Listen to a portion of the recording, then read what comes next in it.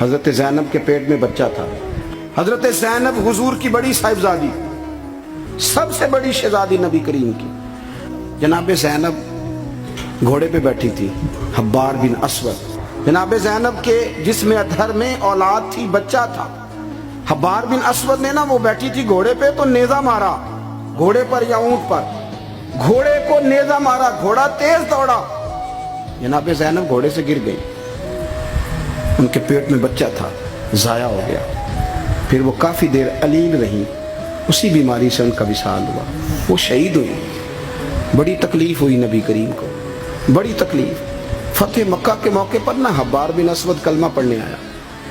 سیرت ابن حشام والے کہتے ہیں جب وہ آیا تو اس نے چہرے پہ کپڑا رکھا ہوا ہے. نبی کریم علیہ السلام کی بارگاہ میں حاضر ہوا تو حاضر ہو کے عرض کرنے لگا یا رسول اللہ صلی اللہ علیہ وسلم کو بہت بڑا دشمن بھی آیا تو معاف کر دیتے ہو. حضور خاموش ہیں، گردن جھکی. پھر کہنے لگا بہت بڑا دشمن بھی آیا تو معاف کر دیتے ہو. حضور خاموش ہیں. تیسری دفعہ اس نے چہرے پہ نقاب ڈالا تھا حضور بڑا دشمن بھی آئے کلمہ پڑھے تو معافی ہے. حضور نے چہرہ اٹھایا تو آنکھوں میں آنسو تھے. حضور فرمانے لگے حبار یہ چہرے سے کپڑا ہٹا، بیٹیاں بھولا نہیں کرتی، تو کلمہ پڑھ میں تجھے بھی معاف کرنے کو تیار. بیٹیاں بھولا نہیں کرتی، تو پڑھ کلمہ. پورے خاندان نے قربانی، پورے. حضرت سیدہ فاطمہ الزہرا سے کسی نے پوچھا تھا بی بی صاحبہ دین کے لیے سب سے پہلے آپ کو کب تکلیف اٹھانی پڑی؟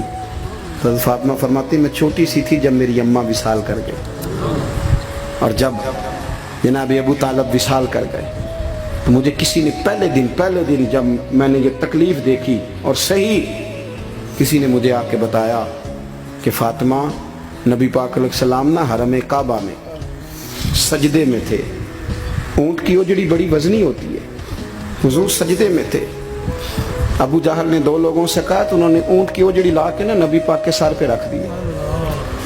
حضور علیہ السلام ساری قوتوں کے مالک ہیں، لیکن بظاہر حضور سر اٹھاتے ہیں تو تکلیف ہوتی ہے. فاطمہ نہ ابو بکر صدیق مکے میں ہیں نہ مولا علی موجود ہے، تو آپ چلیں گی؟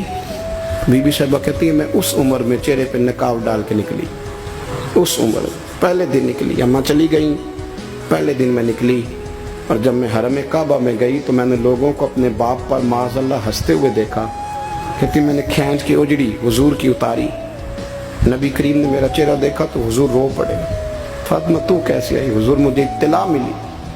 سیدہ پاک کہتی ہے میں نے حضور کو انگلی تھامی نبی پاک کی، اور میں حضور کو آب زمزم کے کنویں پہ لائی. نبی کریم بیٹھ گئے، میں نے پانی نکالا، حضور کی زلفوں کو دھویا، اور پھر میں نے کہا اللہ انہیں برباد کر دے جنہوں نے میرے بابا کو تکلیف دی ہے، انہیں برباد کر دے جنہوں تکلیف دی ہے میرے بابا. حضرت ابو ہریرہ فرمایا کرتے تھے جن کے لیے سیدہ نے اس دن دعا کی تھی وہ سارے بدر میں مارے گئے، سارے بدر میں قتل ہوئے. ایک ایک شخص نے تکلیف صحیح صاحب، ایک ایک شخص. نبی کریم علیہ السلام کی چاروں بیٹیوں نے، پتہ ہے آپ کو، دو بیٹیاں ابو لہب کے دو بیٹوں سے بیائی گئی تھی. وہ جتنا لوگ بلیک میل کر سکتے ہیں ایک تکلیف ہوتی ہے جسمانی، ایک نفسیاتی ہوتی ہے، کسی کو تنگ کرنا، اذیت دینا، بچوں کی طرف سے، ماں باپ کی طرف سے، وہ جو نفسیاتی تکلیف ہوتی ہے وہ آدمی کو بڑا کمزور کر دیتا ہے. ابو لہب نے پیغام بھیجا کہ یہاں آپ دین کی تبلیغ چھوڑ دیں ورنہ بیٹیوں کو طلاق دے دی جائے گی. یہ جو دکھ ہوتے ہیں نفسیاتی ذہنی، یہ کرب ہوتے ہیں، یہ سہانے روح بنتے ہیں. ابھی نکاح ہوا تھا، رخصتی نہیں ہوئی تھی، یہاں آپ تبلیغ چھوڑیں طلاق دے دی جائے گی. میرے حبیب کریم نے فرمایا جو تیرا دل میں آئے کر، لیکن میں پیغام دین لے کے آیا ہوں تو یہ پیغام میں دیتا ہی رہوں گا. ان شہزادیوں نے قربانی دی، اظہار کیا، انہوں نے قربانی دی. ایک ایک شخص نے تکلیف صحیح صاحب، ایک ایک شخص. آپ کو پتہ ہے منافقوں نے سیدہ عائشہ صدیقہ پہ الزام لگا دیا تھا. الزام تو 1 منٹ لگتا ہے. کسی شاعر نے کہا تھا کہ مخلوق پتہ کیا کرتی ہے، کعبے کے اندر سے مٹی لے کے بت بنا کے اللہ کا شریک بنا دیتی. اور وہ کہنے لگا تم اپنے الزام کو کیا الزام سمجھتے ہو؟ لوگ تو جناب مریم پہ بھی الزام لگا دیتے تھے کہ تو یہ بچہ کہاں سے لے آئی ہے.